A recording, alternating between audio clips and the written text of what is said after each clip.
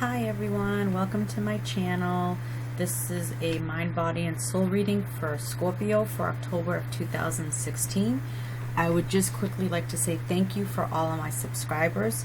I just started this last month and I already have 100 subscribers, so I'm very psyched.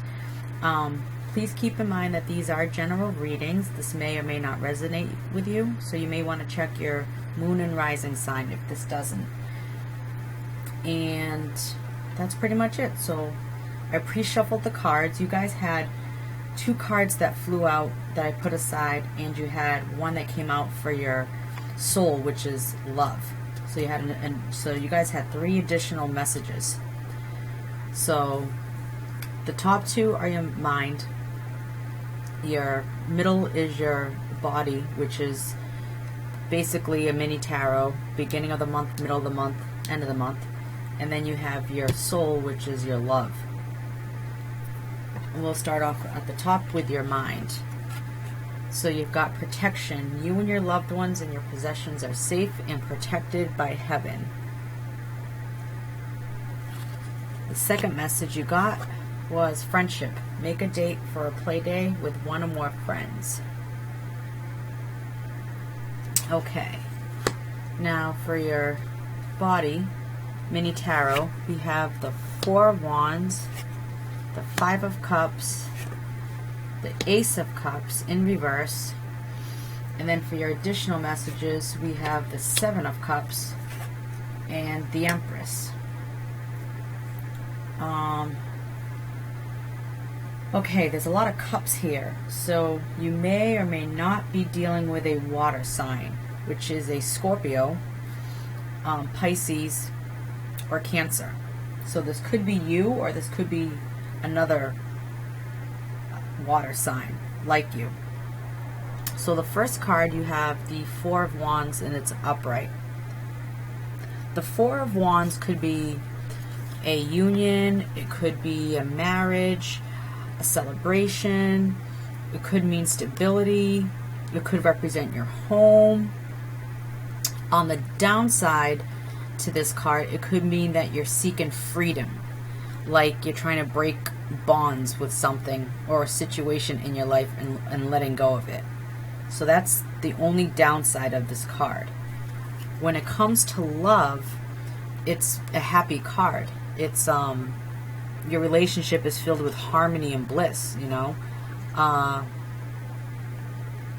It's kind of like how you feel about your partner is how they feel about you.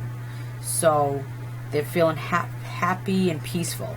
That's how you feel about it, and that's how they feel about it. This is just one interpretation of this. This is so general that it's hard to say. Then you have the Five of Cups. The Five of Cups is feeling hopeless. You're crying over spilt milk. But as you can see in this card, here's her three cups right here spilt in the water. And then there's two cups behind her. So there's still hope. That's what the Five of Cups stands for. That you're not seeing that there's still hope. Even though you have three out of your 5 cups that are spilt, you still have hope because there's still 2 more out there. This could mean that you're feeling some type of regret too. Feeling deprived from love, because cups are emotions.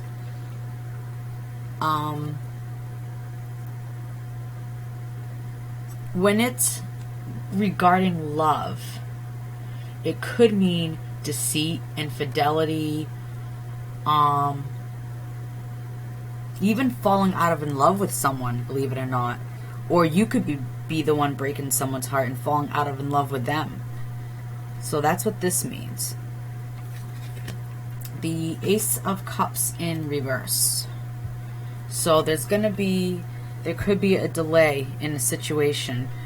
Most likely this looks like it's more of love when I'm looking at all the cards.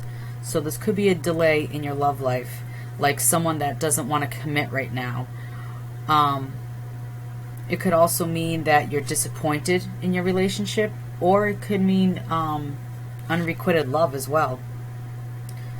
That's what this card could depict. Then you have, for the 2 additional messages that you got, one of them was the 7 of Cups and the other one was the Empress. So here's the 7 of Cups and here's the Empress. So the 7 of Cups is this one right here, and it's also known as like the dream card, we call it, or the illusion card. Okay? And the 7 of Cups could mean that you're daydreaming a lot. You're doing some soul searching. You could be overindulging, like food, drinking, or partying. But it could also mean that you have a lot of options for suitors, like for like relationships. You know, like if you're single, like all of a sudden, like out of the woodworks, you have like 2 or 3, you know, guys or girls, you know, depending on what sex you are, and if you're heterosexual or bisexual or whatever, homosexual. It could mean that you're having a lot of suitors coming after you. It could also mean that there's something missing or changing in your relationship too, when the 7 of Cups comes up in your reading. Then you have the Empress. The Empress, just by looking at it, you already know it's a fertility card, a pregnancy card. So if you're trying to get pregnant, you might be pregnant. Could also represent a mother figure. She could also represent marriage, balance and stability, and progress and being productive. That's the best word to use for it. So that's the Empress.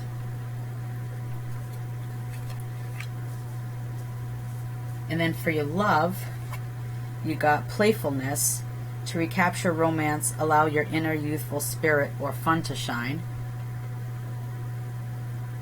Which is funny because diagonal from it, you got the friendship card, which is make a date for play.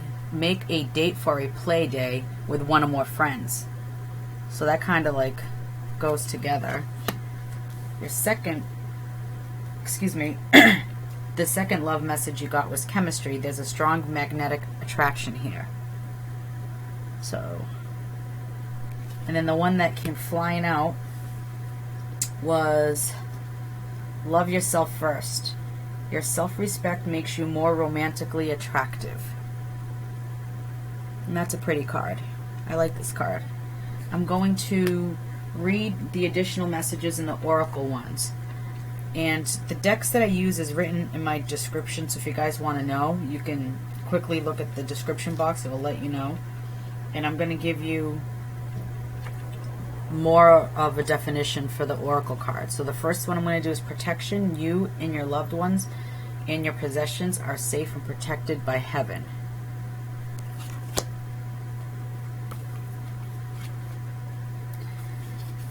And that one says, your prayers which ask for safety and protection have been heard and answered. Any attacks or threats are now a thing of the past, washed away with the tide, of heavenly love.